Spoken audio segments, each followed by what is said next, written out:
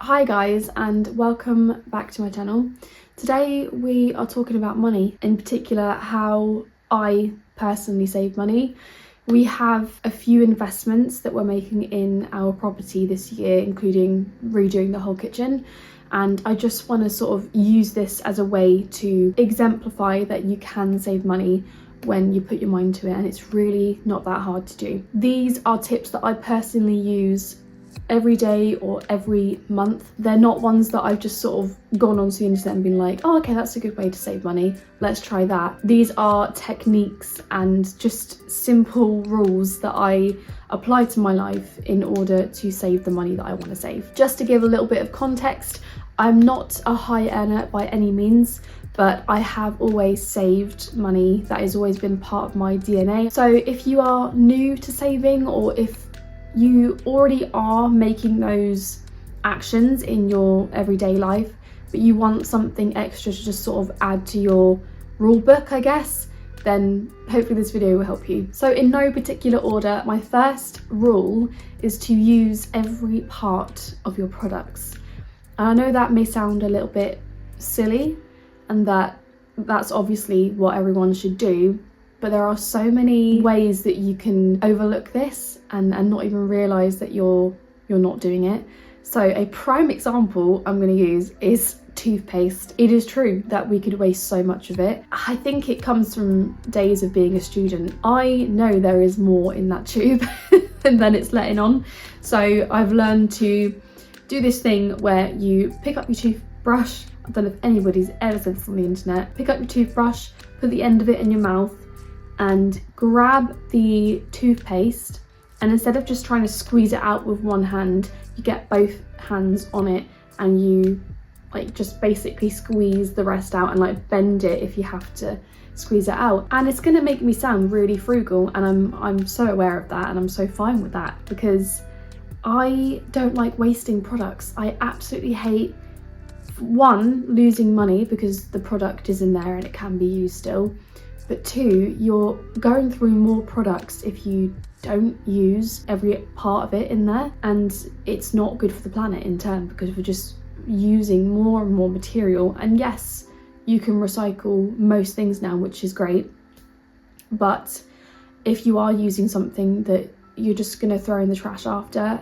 especially food waste as well, I'm really bad with this. I absolutely hate it, and I just hate the waste. So yeah, if you can do this with any sort of toiletry product or food as well, just try not to waste the food you have.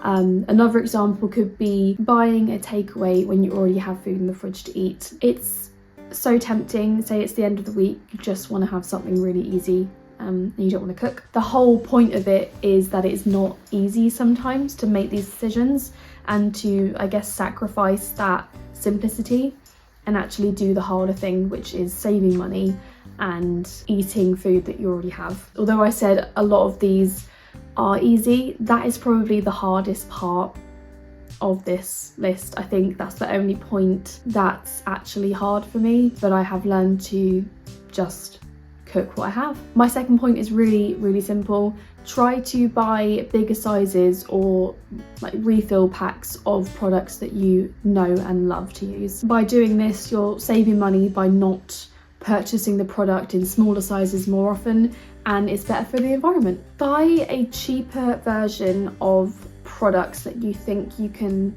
let go of. I use 2 products for my face care in terms of cleansing. The first product is pure coconut oil, which costs £5 or £6, and you get a big tub of it which lasts a year. So I use that to take my makeup off, and then I use a simple face wash to wash my face. So those 2 products are extremely cheap to buy. I think the coconut oil is good for my skin and it doesn't really react to it because it is a very pure product, and the simple face wash doesn't react to my skin either. And I've always held the belief that the face wash that you have is probably the least important product in your skincare routine.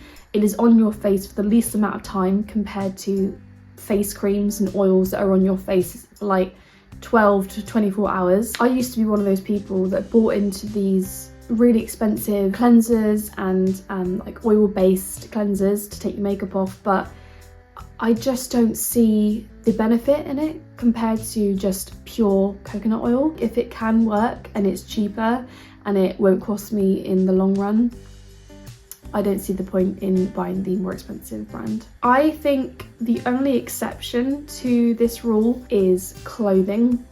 Clothing is very unique in that the more expensive it is, the higher quality it is going to be. If you buy the cheaper version, you're more likely going to be spending more money purchasing that item more often than if you just got the more expensive, better quality item. So in that sense, I think it equals out if you buy the cheaper or the more expensive version in the long run. It depends on the situation, but I'd probably go for the more expensive item if I knew that it was going to last a very long time. And I think the reason I do this is just to protect the planet a little bit more. I hate the consumerist world that we live in, and I have done a video on this if you did want to watch that as well. But yeah, clothing I think is one of those unique circumstances. Make the most of offers that actually save you money. What I mean by this is offers that are going to save you money because you like the product that you're going to buy. So buy one get one free, for example. If you know that you are going to need more than one of that product in the long term, why not get the second one for free if you definitely know you're going to use it? If you are buying a product for the first time and it's buy one get one free, it's not necessarily saving you money, because if you don't like the product, you've already paid for one of them and you're wasting two of them. Buy reusable products. I cannot stress this enough. I cannot picture myself not using reusable period pads. I don't know the type of person I was back then, but I can never ever use these again unless I was absolutely desperate and in a situation where I had to. In the summer, they're not as great because they are quite thick, but in all, I think reusable period pads, reusable pants, they are a godsend, and I think so many more women should be using them. And I also can't believe I used to put up with the material that one-time use period pads have.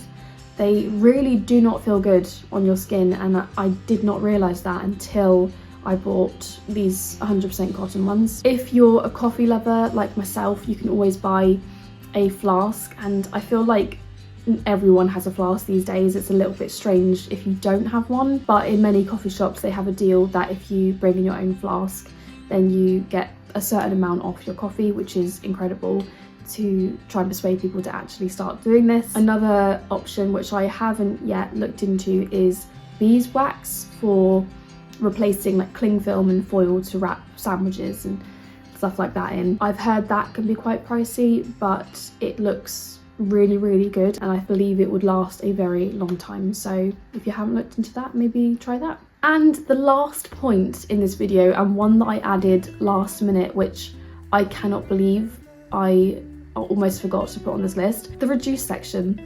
It's your best friend. You are paying a fraction for the food that you are buying, and if you don't want to eat it that specific day or the next day, you can just keep it in the freezer until you want to use it. It's just incredible. I would genuinely love to see how much we've saved in getting reduced items for lunches, for dinners, and just snacks, but I can tell you it's probably getting into, well, near 100 quid, I'd say now. We haven't really been doing it for that long, maybe just over a year. Before that, we were still looking in that section, but I think now it's become this, oh, let's go to the reduced section and see what they've got. And there is a specific time, usually, at least for our area, where the reduced prices are put on the items, and that is around sort of 6 to 7 p.m. So we usually do our shop around this time now. It used to be sort of midday and we just have to pay full price for everything. I can't imagine that now, just paying full price for something. Not for a whole shop anyway. Yeah, so that is what we do now. We just try and get maybe 1 or 2 meals at least from the reduced section and just store it in the freezer until we need it. And that has saved us so much money. So if you're not doing this, what are you doing? Anyway, I really hope you enjoyed this video and these tips helped you. I'm sure you're doing at least a few of them if you are already saving, and if you haven't tried any of these, get on it. You honestly try and make a sort of game out of it if you can. Just keep track of how much money you saved per week, per month, and over the year. It is a very, very good encouragement to do that, to just see how much you save compared to how much you would have spent, and you'll be saving in no time, I promise you that. Thanks so much for watching, and until next time, take care guys.